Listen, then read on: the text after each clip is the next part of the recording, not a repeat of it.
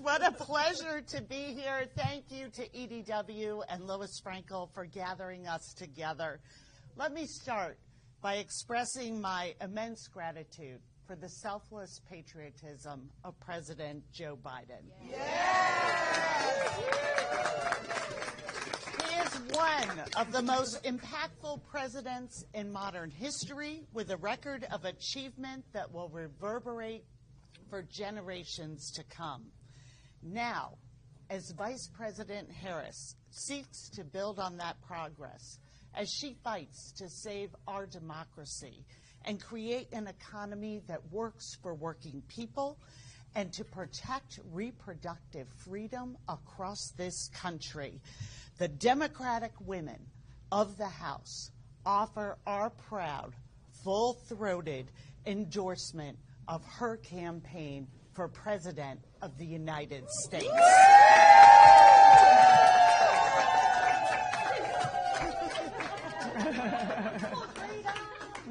That's right. We see ourselves in her, and more importantly, Kamala Harris sees us. She has a vision for the future that includes everyone and reflects the needs and priorities of women from every corner of this country. She has a vision of freedom and dignity and opportunity for all of our children. Donald Trump has another vision: relegating women to second-class citizenship, rigging the economy against working families, and eroding the most basic values of our democracy. The American people face a choice in the months ahead. Will we have freedom for all or power for a few? Will we ban abortion or invest in childcare? Will we build an economy that works for everyone, or will we endow corporations with more rights than our daughters? Vice President Harris has been in this fight her entire career. Through every chapter of her public service, she has been the antithesis of Donald Trump. She leads with dignity and compassion. He capitulates to cruelty and greed. She stood up to Big Pharma. He gave them a tax break. She cut childhood poverty in half. He crashed our economy. She lowered the cost of health care for millions of families.